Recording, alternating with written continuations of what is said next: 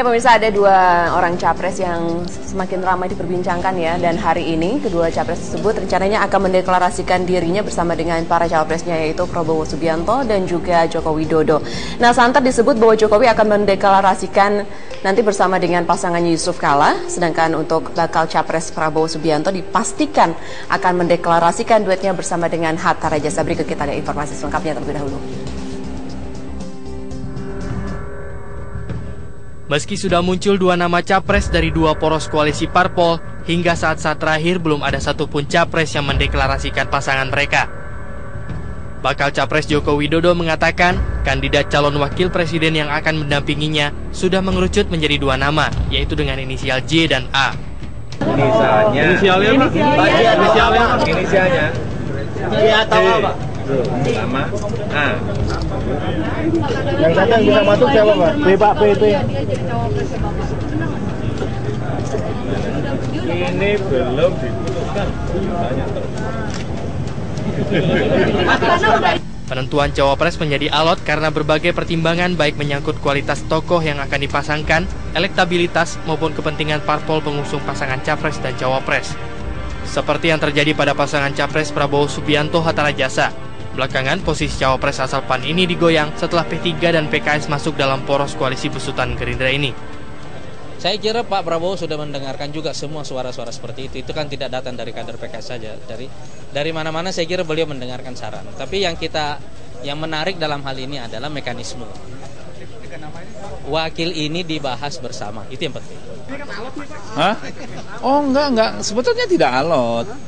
Tidak alot, tidak sama sekali. Hanya memang kita kumpul sama-sama.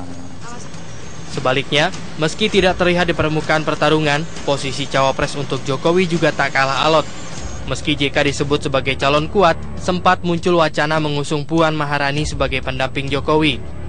Baik PDIP maupun kubu Gerindra memastikan akan segera mengumumkan pasangan capres dan cawapres mereka hari ini. Tim Liputan, Metro TV. Ya, itu tadi sedikit informasi tentang para capres yang sudah dipastikan nanti akan melaju dalam Pilpres 9 Juli mendatang. Dan kita langsung saja ini kita ke Bang Andre. Bang Andre, nanti rencananya deklarasinya sendiri jam 10 ya? Nanti jam 10, jam 11 kita kumpul di Tengku Umar. Dan DPP PDI Perjuangan dan ketua-ketua umum dari partai dan pengurus-pengurus partai, juga tentu capres. Dan ya nanti bersama-sama nanti membicarakan persiapan-persiapan selanjutnya. Sudah bisa dapat bocorannya belum Bang, siapa kira-kira nanti? Saya kira nanti ya. Kan waktunya juga tidak lama lagi, nanti 3 jam 4 jam lagi nanti baru bisa. Nanti rencananya akan dideklarasikan di Gedung Juang 45. Nah, yang hari ini rencana juga pendaftaran, itu yang berita terakhir kemarin, pendaftaran mengenai deklarasi bisa hari ini bisa besok. Deklarasinya bisa hari ini, bisa besok. Jadi nanti hari ini sendiri sebenarnya agendanya apa aja sih Bang nanti? Kalau pertemuan para pimpinan partai, kemudian juga para pengurus partai, pimpinan partai, kemudian dengan capresnya, tentu kemudian cawapresnya. Pengumuman cawapresnya nanti di mana? Ya nanti akan disampaikan. Di Tengku Umar? Ya bisa di Tengku Umar, bisa juga di salah satu tempat yang akan dipilih nanti. Kalau kita informasi kan katanya di Gedung Juang itu ya? Ya. Memang di situ nanti rencananya itu. Kenapa harus di Gedung Juang, Bang? Ya saya kira ini salah satu tempat bersejarah kan. Nah saya kira dalam filosofi kita ini kan memulai sesuatu itu kan harus punya maknanya gitu kan. Dan Gedung Juang mempunyai makna di dalam perjuangan berdirinya Republik Indonesia ini. Saya kira untuk itulah tempat ini menjadi start yang baik buat Pak Jokowi dan cawapresnya untuk memulai perjuangkan di dalam Pilpres ini nanti. Oke. Nah itu kalau misalnya dari Jokowi sendiri rencana nanti mungkin di Gedung Juang ya. Kalau di pihaknya Pak Prabowo sendiri nanti rencananya pendeklarasiannya di mana? Ada di suatu tempat di kawasan Cipinang. Ini kok rahasia-rahasiaan ya? Mau deklarasi di mana? Kayaknya ribet banget gitu. Kita nggak rahasia. Cuma memang ada informasi ya yang baru akan kita launch nanti ketika acara. Jadi kan nggak seru lah kalau memang susah launchingnya mengerahkan wartawan nanti untuk meliput loh Mas, kalau baru misalnya siang, rahasia-rahasiaan. Tapi kalau misalnya informasi yang beredar di Cipinang itu, Cipinang Cempedak itu benar nggak nanti? Ya, Mau benar, dari situ ya? benar. Kita nanti deklarasi di situ, ya kan. Kita dari Gerindra maupun dari partai-partai pendukung kita berkumpul di situ. Ada makna tertentu itu sebenarnya rumah Kalau saya siapa sih atau tidak, tapi yang gedung jelas apa? itu adalah sekretariat Pilpres kita, pencapresan di Bapilu Pilpres kita di situ. Bang Boni, tapi kalau misalnya kita melihatnya ada pilihan, ada Gedung Juang Panglima, ada juga sekretariat ya.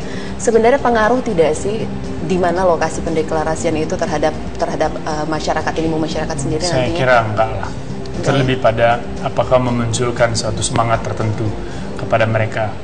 Kalau misalnya Pak Jokowi sendiri pasti Gedung Juang itu rasanya lebih sesuai dengan semangat PDI Perjuangan, semangat yang harus kita mengerti dengan sejarah dulu. Karena kebesaran PDI tidak bisa tanpa PNI, tanpa Bung Karno gitu ya. Jadi semua pasti ingin mengingatkan kembali kekuatan sejarah itu. Dan itu aja lebih pada konteks itu. Tidak akan berpengaruh tidak dalam pengertian elektabilitas enggak. Nah, tapi kan tadi pertanyaannya saya kira yang penting dengan siapa mereka akan dikawinkan, itu pertanyaan besar. Kalau dari yang beredar sekarang nih seperti mungkin Prabowo Hatta Rajasa, walaupun belum ada deklarasinya sampai saat ini, belum ada hitam di atas putih ya Mas ya, belum kan, tapi kan sudah santer, bahkan sudah izin ke Presiden juga bareng-bareng gitu ya.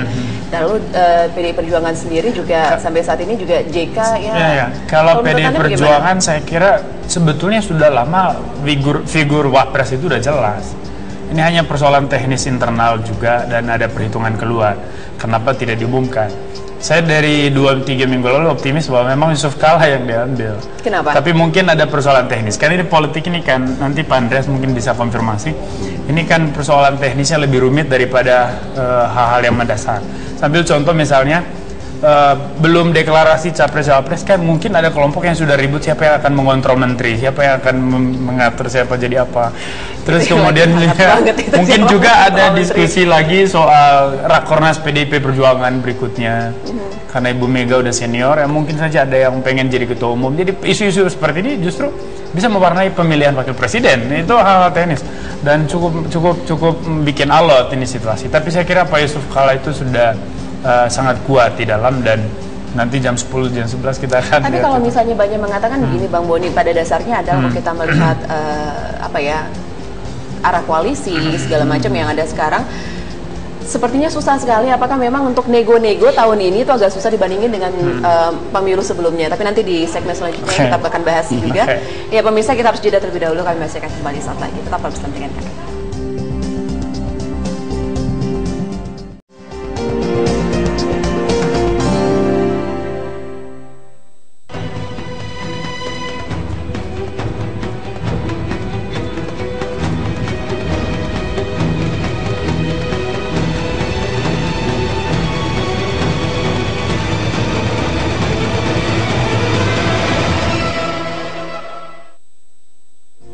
Ya pemirsa, kita akan saksikan terlebih dahulu sebelum kita lanjutkan perbincangan kita bagaimana elektabilitas masing-masing capres ketika bersanding dengan pasangan cawapresnya dari hasil survei indikator politik Indonesia yang sudah dirilis pada pertengahan Mei 2014 berikut ini. Ya, akan kita lihat, ini kita asumsikan saja ya bahwasanya Prabowo hampir dikatakan sudah final dengan Hatta Rajasa meskipun belum hitam di atas putih tadi. Jika pemilihan umum dilaksanakan hari ini, siapakah pasangan capres-cawapres yang akan Anda pilih? Jokowi Puan Maharani bisa memperoleh 39,5% ada Jokowi, jika tingkat elektabilitasnya 44,2%, sedangkan Prabowo Hatta 29%. Nah, ini ada sejumlah nama ya juga. Dan sebelumnya juga disimulasikan Jokowi berpasangan dengan cawapres ada Abraham Samad, maka pasangan Jokowi Abraham Samad akan memperoleh sekitar 42,9%. Nah, ini Jokowi dengan Puan juga ada. Untuk Ria Mizar Yakudu Jokowi akan memperoleh elektabilitas 42,5%, dan ini ya Jokowi Yusuf Kala lumayan besar juga.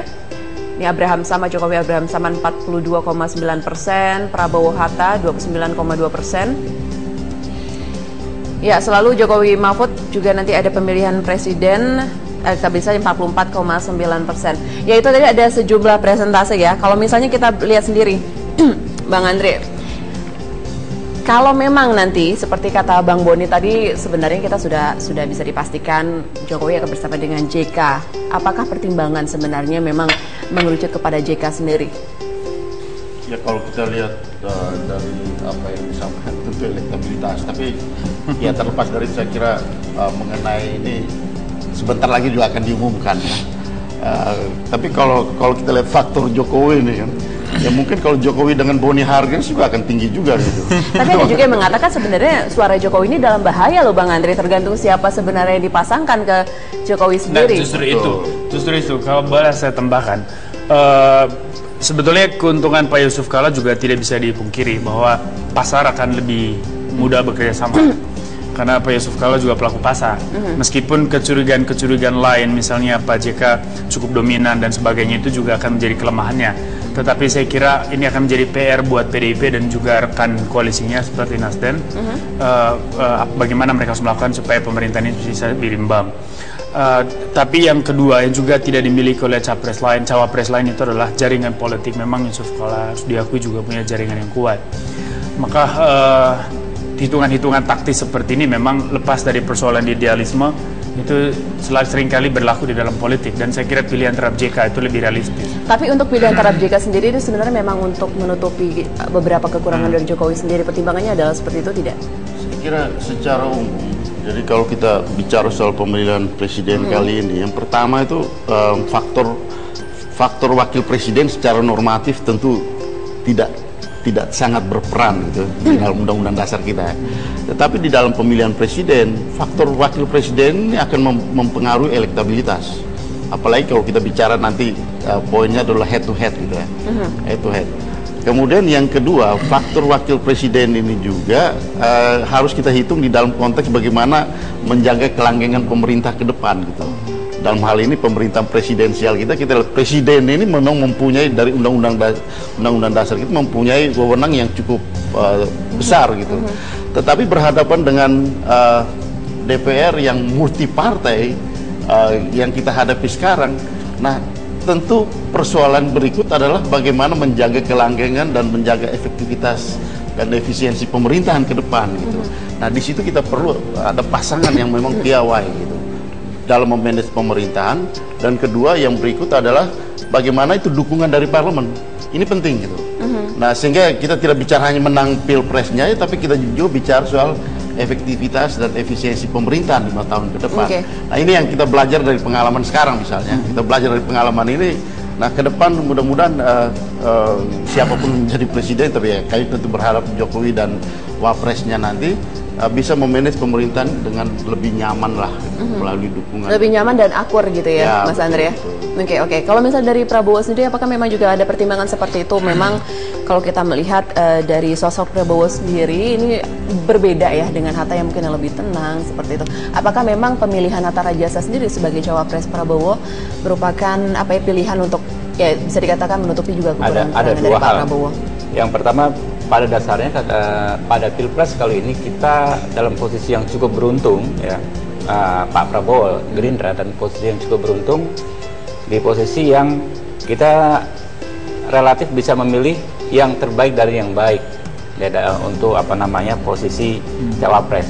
Tidak lagi harus kawin paksa kayak sebelumnya. Nah lalu kedua, tentu kita senantiasa mengedepankan prinsip yang dipegang teguh bangsa ini sejak dahulu, yaitu prinsip gotong royong, di mana memang itu yang kita katakan koalisi tenda besar. Prinsipnya itu adalah gotong royong, bagaimana kita sebagai bangsa mengatasi dan menyelesaikan masalah secara bersama-sama, baik saat ini maupun di masa yang akan datang. Kalau saya boleh komentarin sedikit soal Pak Hatta, saya kira memang ini juga sebuah pilihan yang realistis dan cukup strategis buat Prabowo ya, karena Hatta sendiri dia punya kekuatan kapital dan juga dia punya partai politik. Cuma salah satu tantangan terbesar buat Prabowo kemudian adalah mampu nggak dia menjadikan Hatta ini sebagai figur yang bisa menyatukan semua komponen koalisi. Mampu nggak dia bisa menyatukan seluruh visi politik mereka. Bagaimana meredam misalnya sedikit banyak resistensi yang ada di P3 atau di PKS misalnya terhadap Pak Hatta. Ini akan menjadi pekerjaan besar dalam menghadapi situasi Pilpres ini di Prabowo. Saya sudah dapat cue untuk jeda lagi. Tampaknya kita akan kembali pemirsa tentunya setelah yang berikut ini. Tetap bersama dengan Bincang Pagi.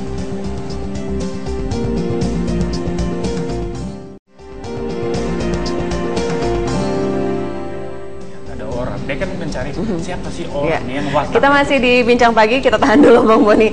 Jadi kita masih berbincangkan soal dua capres yang saat ini semakin menguat saja ya untuk maju dalam Pilpres nanti, dan rencananya keduanya juga hari ini akan mendeklarasikan siapa yang akan mendampingi mereka dalam Pilpres 9 Juli 2014 mendatang.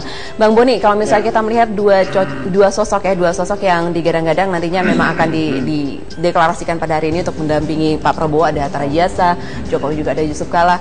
Kalau kita melihat secara mata publik bisa dikatakan seperti itu, ini ada kesamaan dari sistem komunikasi, karena kalau misalnya kita ngelihat sosok Jokowi juga yang lebih kalem, komunikasinya juga sampai saat ini kita kan juga masih abu-abu ya. Ada Pak Prabowo juga yang juga memang walaupun berkomunikasi tapi ada juga sedikit kesan tertutup seperti itu. Sedangkan dua orang wakilnya ini bisa dikatakan ini adalah tipe-tipe negosiator gitu. Apakah Anda melihat hal itu? Dari segi kepribadian ya, pilihan mereka mengambil Hatta atau mengambil Yusuf Kalla itu pilihan memang tepat, karena saling melengkapi. Kita belum bicara dalam aspek elektabilitas. Kalau aspek elektabilitas, seperti yang saya bilang, Pak Hatta mungkin tidak banyak membantu Pak Prabowo nanti. Tapi Pak JK misalnya cukup banyak membantu Yusuf Kalla, Jokowi misalnya. Kenapa? Karena punya jaringan dan juga punya kapital. Yang satu punya kapital, jaringan juga lumayan, tetapi aspek popularitas personal Pak Hatta yang tidak sebagus JK kalau disandingkan. Nah, itu juga akan menjadi tantangan tersendiri. Tetapi bahwa dua-duanya negosiator dan seorang praktisi itu benar. Ini semua pelaku pasar yang hebat. Artinya kalau kita bicara dari aspek perubahan ekonomi dan juga sebagai konseptor politik, dua-duanya masuk. Tetapi bagaimana seperti apa model pemerintahan mereka? Kalau misalnya yang satu menang atau yang satunya lagi, saya kira ini juga akan diwarnai oleh karakter wakil presiden. Tapi yang menarik juga ini dua-duanya adalah ekonomi ya? Ya itu dia, saya bilang seperti siapapun yang menang, ini akan unsur wakil presiden ini akan mempengaruhi karakter pemerintahan. Misalnya Pak Yusuf Kalla dengan lebih cepat, lebih baik itu, saya kira ini akan juga mewarnai bagaimana manuver ekonomi nanti, terus kemudian keputusan-keputusan politiknya. Atau Pak Hatta misalnya, dia juga dengan segala keberadaannya dan seluruh latar belakang dia di aspek ekonomi dan sebagainya, juga akan mempengaruhi seperti apa konsep ekonomi Prabowo dalam praktek. Oke, ada yang menarik sebenarnya ini dua-dua partai ini, dua-dua capres ini mengutamakan ekonomi kerakyatan. Perbedaannya apa sih sebenarnya di antara? Nah, itu pertanyaan paling mendasar dan itu penting. Saya nggak tahu, tetapi belum lama ini saya diundang ke sebuah forum di Asia untuk membahas mereka. Pertanyaan kamu itu dijawab. Dan saya coba meraba-raba dengan saya punya cara pandang sendiri. Saya mengatakan bahwa Jokowi misalnya dia akan menerapkan politik yang misalnya people-based politics atau politik berbasis rakyat. Dan kebijakan ekonomi juga akan berbasis pada rakyat. Sehingga kita bisa mengatakan bahwa ini kebijakan populis, ekonomi maupun politik. Atau ekonomi kita beri nama Jokonomics misalnya. Kebijakan di mana masyarakat atau orang itu adalah substansinya. Baru kita bicara soal pembenahan sistem. Kalau Prabowo orientasinya mirip, tetapi dia grassroots based ekonomi berbasis pada rakyat bawah, ya. Tetapi dia lebih menekan pada perubahan sistem. Jadi ini orang menurut saya lebih pada seorang institusionalis ketimbang seorang behavioralis seperti Jokowi. Jadi bagaimana implementasi dari konsep ekonomi ini, mungkin akan banyak nilai-nilai sosial kerakyatan itu ada pada konsep Prabowo ketimbang Jokowi. Tetapi yang akan lebih menjawab kebutuhan pasar dan masyarakat secara bersamaan itu justru konsep Jokowi. Dan saya kira dua ini harus diperjelas oleh mereka sendiri. Maka dalam perdebatan capres nanti kita menuntut konsep-konsep seperti ini harus lebih detail dan lebih aplikatif. Seperti apa namanya, saya juga heran kalau Mbak kita barusan disamakan Pak Jokowi juga mengusung-usung konsep kerakyatan yang saya kurang dengar justru selama ini. Kalau PDIP mungkin di masa lalu ya. Nah, tapi kalau soal konsep ekonomi kerakyatan, Prabowo dan Gerindra, kita adalah satu-satunya partai politik yang mempunyai program aksi tertulis dan kita masukkan ke KPU secara resmi. Ada 6 program aksi dan di mana sangat detail kita breakdown hingga hampir ke semua bidang kehidupan, sampai ke persoalan orang mau naik haji, kita ada soal lembaga tabung haji, di desa kita ada soal koperasi susu, di sekolah ada soal beasiswa untuk pelajar, ya itu sangat detail sampai apa yang nggak ada di 6 program aksi. Mbak, ada masalah apa dalam kehidupan Mbak? Tanyakan ke saya bisa jawab dari 6 program aksi Gerindra. Mas Habib, pertanyaan dari presenter kita mungkin tidak ke hal teknis seperti itu kan soal kebijakan konkret. Ini kita bicara soal fondasi sistem berpikir ekonominya. Artinya breakdownnya pun sampai detail. Dan gitu.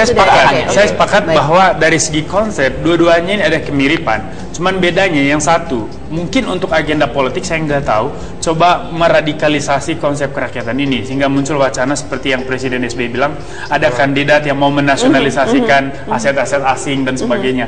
Saya kira itu dalam wacana politik memang seksi dan sangat bersemangat. Tetapi konsekuensinya itu kan ke ekonomi, kemudian ada nggak keberanian untuk mengambil sikap seperti itu. Tapi itu satu bentuk radikalisasi dari ekonomi kerakyatan. Positif untuk internal meskipun akan menjadi bumerang di persoalan global.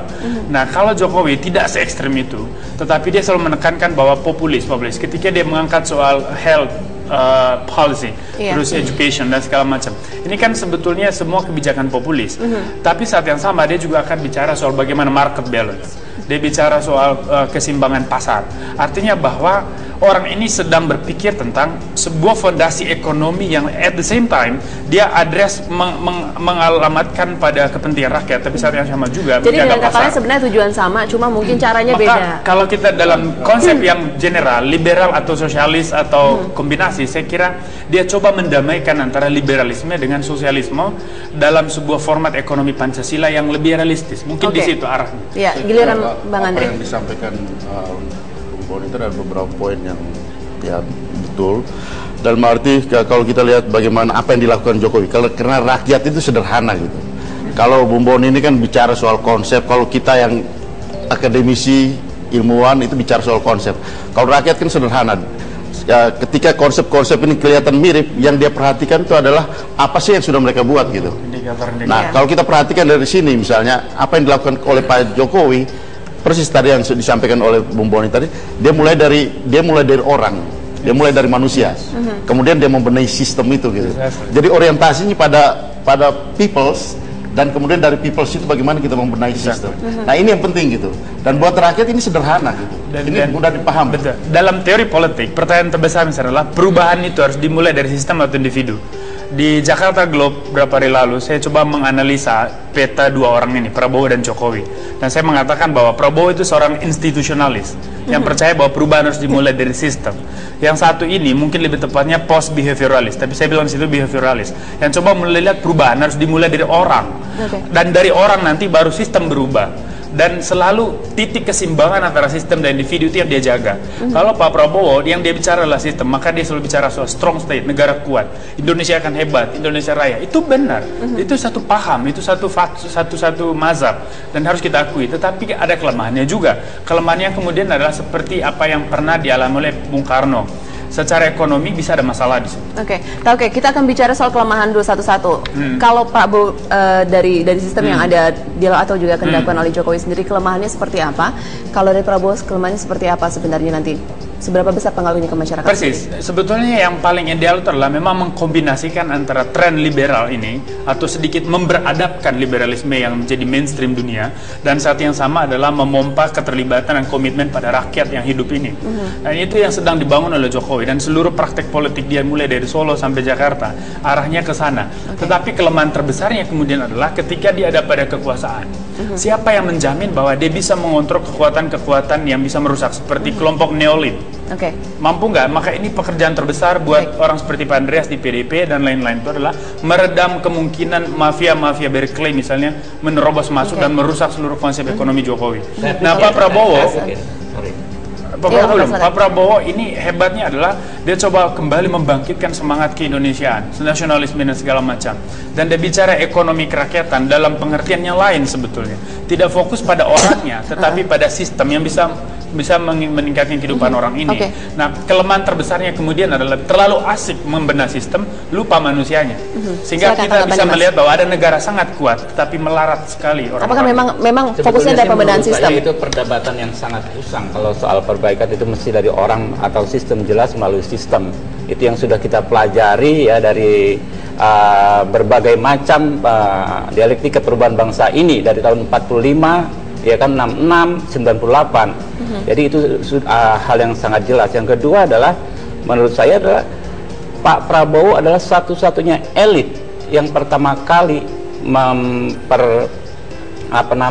memperdengarkan atau membicarakan sentimen anti neolib di Indonesia. Kalau dulu tahun 90-an kita soal gerakan anti neolib itu hanya didominasi sama LSM atau gerakan grassroots seperti PRD dan sebagainya. Tapi yang paling berani pertama kali ya kan membawa isu-isu anti neolib di tingkatan elit adalah Pak Prabowo, dan itu jelas adalah suatu keberanian, bukan soal seksi atau tidak seksi saja menurut saya. Ini bukan soal bagaimana Pak Prabowo ingin Gerindra didukung oleh banyak orang, tapi ini adalah satu keberanian sikap. Karena di satu sisi kita tentu akan mendulang dukungan, tapi di sisi lain dengan keberanian sikap tersebut kita tentu akan mendapat banyak hambatan dan tantangan dari mereka-mereka yang pro neolib gitu. Itu satu hal yang mempunyai dua sisi yang harus kita ambil gitu loh, dan itu diambil oleh Pak Prabowo. Baik. Kalau misalnya Bung Habib, misalnya saya kasih paper saya itu ya, satu pertanyaan saya di dalam, saya tulis begini. Kemudian the very question yang harus dijawab oleh Prabowo adalah which one is the first? Ya, nasionalisme atau pembangunan ekonomi? Karena ini selalu menjadi konsekuensi dari kemudian manifesto ekonomi dan politiknya Mas Prabowo. Dia akan pasti ke sana. Dia mendahulukan nasionalisme atau pembangunan ekonomi. Jadi jelas sistem atau orang itu perdebatan abad lalu. Saya harus potong dulu, tapi bagaimanapun juga. Tapi perdebatan itu dalam teori tidak pernah ada jawaban mutlaknya, karena tergantung praktiknya seperti apa. Tapi kita harus juga perhatikan ini ada faktor X sebenarnya. Walaupun kita berbicara soal masalah visi misi partai sendiri masing-masing, apa yang akan mereka lakukan ke depan, ada faktor X, yaitu tadi cawapresnya. Sejauh mana sebenarnya bisa membangun chemistry di antara keduanya agar visi misi dan juga tujuan dari masing-masing pasangan ini nantinya bisa benar-benar goal ya ke depan. Tapi kita akan perbincangan itu selanjutnya pemirsa. Kami masih akan kembali saat lagi. Lumayan lama ya.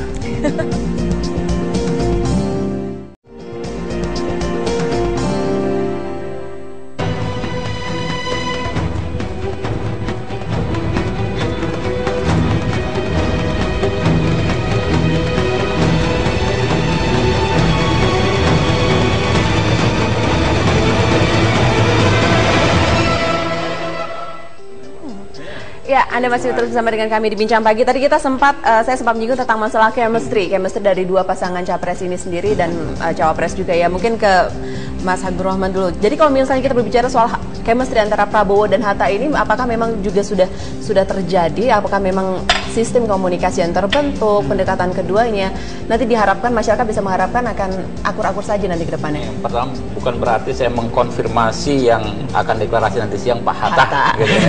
Tapi yang populer Mas, yang populer. Kan?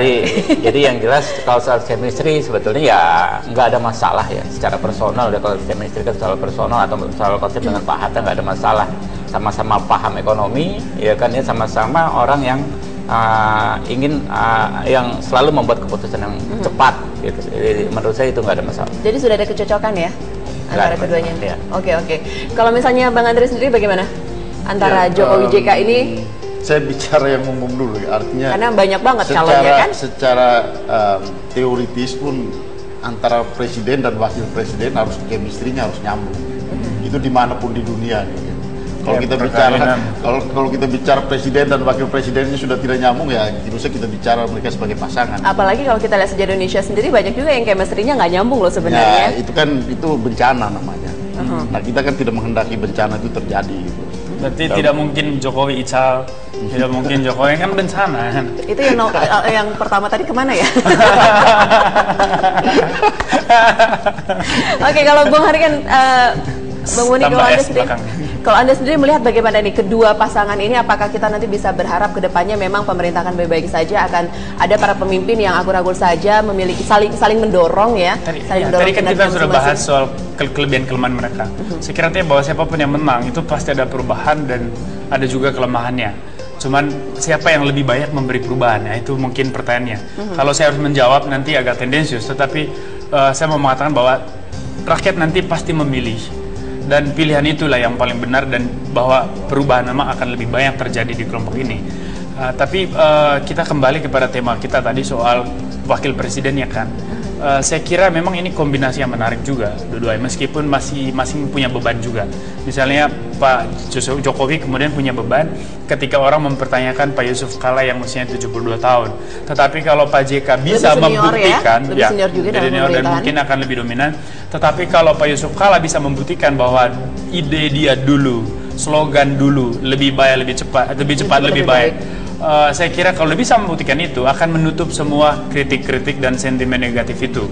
Lalu Pak Hatta, orang akan mempertanyakan soal bagaimana penerimaan Pak Hatta di kalangan partai Islam lain. Terus kemudian juga belum kita bicara soal pakaian kotor Pak Hatta dalam kasus kereta api dan sebagainya. Dan kalau Pak Hatta bisa mengatasi semua itu, saya kira ini paket yang juga memang cukup menarik untuk bersaing dengan Jokowi. Tapi keadaannya so far di internal baik-baik saja ya, dengan masih menguatnya nama Hatta Rajasa. Nggak ada masalah. Nggak ada masalah. Dan sampai saat ini nggak ada masalah. Jadi kalau ada informasi tentang P3 juga yang udah mulai gunjang-ganjing di dalam sendiri sampai saat ini? Kan bahkan sejak di Gelora Bung Karno disampaikan dukungan tersebut disampaikan tanpa ada syarat prasyarat tertentu seperti itu kan. Nah, menurut saya ya itu secara umum dan memang itu terbukti hingga saat ini. Ada masalah. Tapi Mas, kalau misalnya ada yang bisa disampaikan ya, kalau misalnya kita melihat ini seperti saya katakan tadi juga sebelumnya, masyarakat sudah mengerti ini, kalau Prabowo bagaimana, kalau Jokowi bagaimana, tetapi kalau bisa meyakinkan lagi kepada masyarakat pasangan ini akan baik-baik saja, sebenarnya yang bisa Anda jelaskan seperti apa? Ya, yang jelas kita punya konsep yang sama dengan Pak Hatta Rajasa bagaimana membenahi bangsa ini, dan yang paling penting itu ekonomi, bagaimana mensejahterakan rakyat, itu yang paling penting itu. Jadi itu adalah fondasi kehidupan masyarakat di situ. Semua persoalan itu kan dari soal ekonomi dan politik ya di masyarakat awalnya di situ. Jadi sektor-sektor kehidupan masyarakat lainnya akan tergantung di situ, dan itu yang memang pertama menjadi prioritas nanti dari pemerintahan yang akan datang. Kalau Bang Andre, closing dari Anda, kalau Anda sendiri antara JK Jokowi sebenarnya chemistry seperti apa yang terbentuk, dan sampai saat ini kalau misalnya bisa dijelaskan kepada masyarakat agar tidak abu-abu lagi nih, apa yang akan disampaikan sebenarnya? Tapi ini tidak berarti konfirmasi loh. Ini banyak pertanyaan jebakan loh itu. Kamu tidak butuh konfirmasi lagi kan? Karena sudah pastinya gitu ya. Kita nggak butuh konfirmasi. Itu yang di belakang layar buat konfirmasi. Bagaimana kira-kira Bang Andre? Saya kira tentu dalam hal ini ya, baik Pak Jokowi maupun yang menentukan dalam hal ini tentu Ibu Mega dan ketua partai yang mendukung, tentu akan sangat mempertimbangkan faktor itu gitu. Faktor tadi yang kita sebut chemistry, terus kemudian bagaimana efektivitas, efisiensi pemerintahan ke depan gitu. Karena ya apapun namanya, wakil presiden ini baik secara simbolik maupun di dalam manajemen pemerintahan, dia akan ikut bisa menjadi menghambat atau mengakselerasi gitu. Apa yang pikiran-pikiran bagus yang dimiliki oleh presiden gitu. Nah, saya kira faktor ini kalau kita perhatikan misalnya Amerika ya, antara Obama dengan Joe Biden gitu. Nah, Joe Biden kan orang yang ya lebih banyak lebih cool, kemudian dia lebih melihat keluar persoalan-persoalan yang menyangkut hubungan luar negeri. Dan itu kombinasi yang satu eksekutif. Itu kombinasi yang ideal. Baik. Sayangnya Saya boleh tambah dikit gak? Waktu kita singkat sekali. Mengulang pesan SBY aja sebetulnya. Singkat aja Bang ya, Boni. untuk Jokowi, JK, Prabowo, Hatta bersainglah secara sportif. Saya kira kata sportif SBY itu dampaknya memang banyak gitu ya. Makanya saya mau ungkap sedikit di sini bahwa ada kesedihan yang mendalam di saya ketika orang bertanya soal akankah pemilu ini aman. Jadi seolah-olah mendiskredit calon tertentu bahwa akan siap buat kekacauan. Saya kira ini kampanye hitam juga. Saya tidak percaya misalnya Pak Prabowo atau kelompok lain misalnya mau merusak pemilu. Saya nggak percaya. Sedikit saja Pak. Ya, macam-macam itu. Tadi ini soal bagaimana nanti setelah Pak Prabowo ya di manage pemerintahan ini. Tadi soal sistem atau individu. Kita ngomong soal sistem bukan berarti kita ini ekstrim, bukan berarti kita ini radikal ya kan ya. Tapi bagaimana merubah sistem itu? Bukan berarti kita nasionalisasi aset, kirim tentara kayak Evo Morales gitu kan ya, sampai bukan nggak harus seperti itu. Banyak kita banyak contoh ya bagaimana negara-negara lain menerapkan perubahan sistem yang smooth ya, yang bisa akhirnya bisa terjadi dengan baik. Baik, saya sudah dapat intinya tetap sistem nggak mungkin merubah ini tanpa hanya dengan individu. Tapi siapapun wakil presiden, sebetulnya pemenang pilpres kali ini itu adalah Surya Paloh. Bukan karena live Metro TV ya? Oke, baik. Bagaimana manuver koalisinya, sikap personalnya itu luar biasa seorang negarawan. Serius loh. Jadi saya kira dulu orang berpikir bahwa dia mendukung Yusuf Kala. Ternyata saat yang sama dia juga sayang sama Abraham Samad. Yang lain. Jadi orang bingung siapa ini orang? Ini negarawan. Makanya saya bilang Jokowi JK menang pilpres pun yang sudah menang adalah Surya Paloh. Dan saya yakinkan itu tidak, tapi ya, dan saya yakinkan itu sudah ada pesan sponsor atau pesan di siapapun juga. Oke, baik, terima kasih bapak-bapak sudah hadir bersama dengan kami di Bincang.